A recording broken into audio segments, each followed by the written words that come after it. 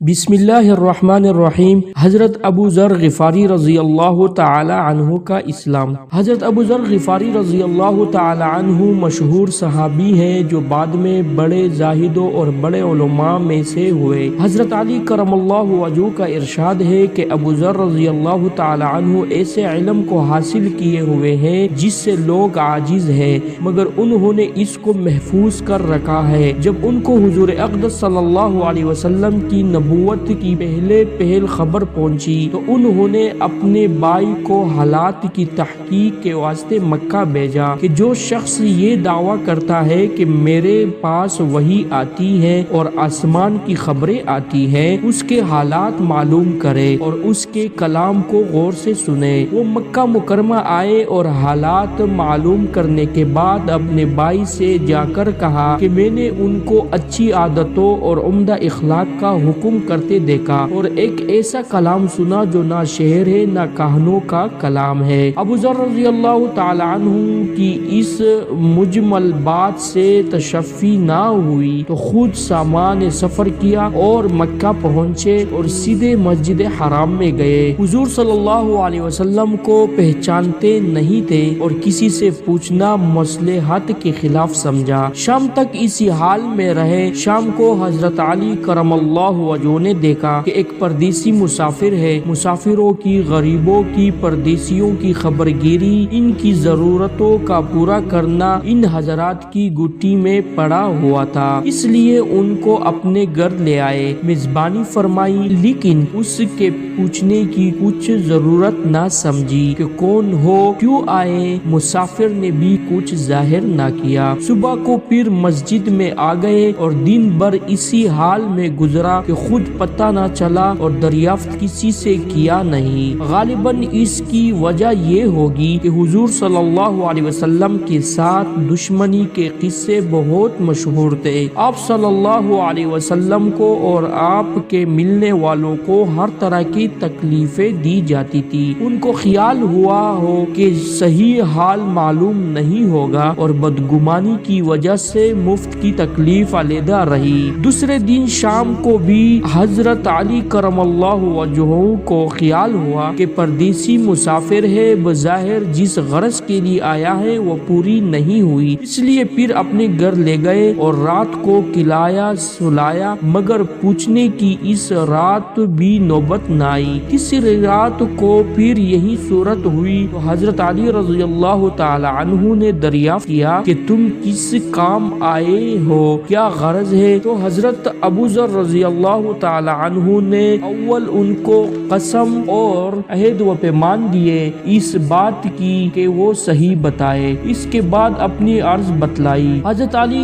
کرم اللہ وجہہ نے فرمایا کہ وہ بے شک اللہ کے رسول صلی اللہ علیہ وسلم ہے اور صبح کو جب میں جاؤں تو تم میرے ساتھ چلنا، میں وہاں تک پہنچا دوں گا، لیکن مخالفت کا زور ہے، اس لیے راستے میں اگر مجھے کوئی شخص ایسا ملا جس سے میرے ساتھ چلنے کی وجہ سے تم پر کوئی اندیشہ ہو تو میں پیشاب کرنے لگوں گا یا اپنا جوتا درست کرنے لگوں گا، تم سیدھے چلے چلنا، میرے ساتھ ٹھہرنا نہیں جس کی وجہ سے تمہارا میرا ساتھ ہونا معلوم نہ ہو۔ چنانچہ صبح کو حضرت علی کرم اللہ وجہہ کے پیچھے پیچھے حضور صلی اللہ علیہ وسلم کی خدمت میں پہنچے، وہاں جا کر بات چیت ہوئی، اسی وقت مسلمان ہو گئے۔ حضور اقدس صلی اللہ علیہ وسلم نے ان کی تکلیف کے خیال سے فرمایا کہ اپنے اسلام کو ابھی ظاہر نہ کرنا، چپکے سے اپنی قوم میں چلے جاؤ، جب ہمارا غلبہ ہو جائے اس وقت چلے آنا۔ انہوں نے عرض کیا،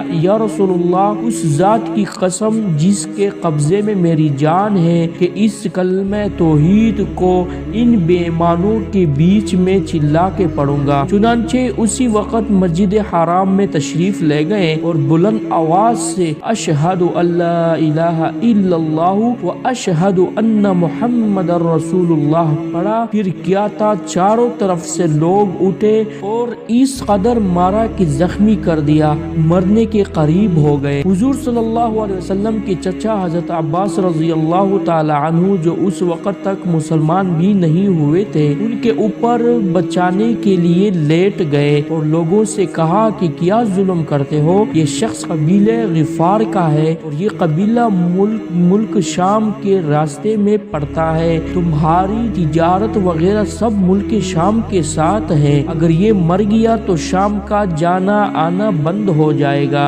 اس پر ان لوگوں کو بھی خیال ہوا کہ ملک شام سے ساری ضرورتیں پوری ہوتی ہیں، وہاں کا راستہ بند ہو جانا مصیبت ہے، اس لیے ان کو چھوڑ دیا۔ دوسرے دن پھر اسی طرح انہوں نے جا کر بآواز بلند کلمہ پڑھا اور لوگ اس کلمے کے سننے کتاب نہ لا سکتے تھے، اس لیے ان پر ٹوٹ پڑے۔ دوسرے دن بھی حضرت عباس رضی اللہ تعالی عنہ نے اسی طرح ان کو سمجھا کر ہٹایا کہ تمہاری تجارت کا راستہ بند ہو جائے گا۔ فائدے میں شیخ صاحب فرماتے ہیں، حضور صلی اللہ علیہ وسلم کے اس ارشاد کے باوجود کہ اپنے اسلام کو چھپاؤ، ان کا یہ فعل حق کے اظہار کا ولولہ اور غلبہ تھا کہ جب یہ دین حق ہے تو کسی کے باپ کا کیا اجارہ ہے جس سے ڈر کر چھپایا جائے، اور حضور صلی اللہ علیہ وسلم کا منع فرمانا شفقت کی وجہ سے تھا کہ ممکن ہے تکالیف کا تحمل نہ ہو، ورنہ حضور صلی اللہ علیہ وسلم کے حکم کے خلاف صحابہ رضی اللہ تعالی عنہم اجمعین کی یہ مجال ہی نہیں تھی۔ چنانچہ اس کا کچھ نمونہ مستقل باب میں آ رہا ہے، چونکہ حضور صلی اللہ علیہ وسلم خود ہی دین کے پھیلانے میں ہر قسم کی تکلیفیں برداشت فرما رہے تھے، اس لیے حضرت ابو ذر رضی اللہ تعالی عنہ نے سہولت پر عمل کے بجائے حضور صلی اللہ علیہ وسلم کے اتباع کو ترجیح دی۔ یہی ایک چیز تھی کہ جس کی وجہ سے ہر قسم کی ترقی دینی و دنیاوی صحابہ کرام رضی اللہ تعالی عنہم اجمعین کے قدم چوم رہی تھی اور ہر میدان ان کے قبضے میں تھا کہ جو شخص بھی ایک مرتبہ کلمہ شہادت پڑھ کر اسلام کے جھنڈے کے نیچے آ جاتا تھا،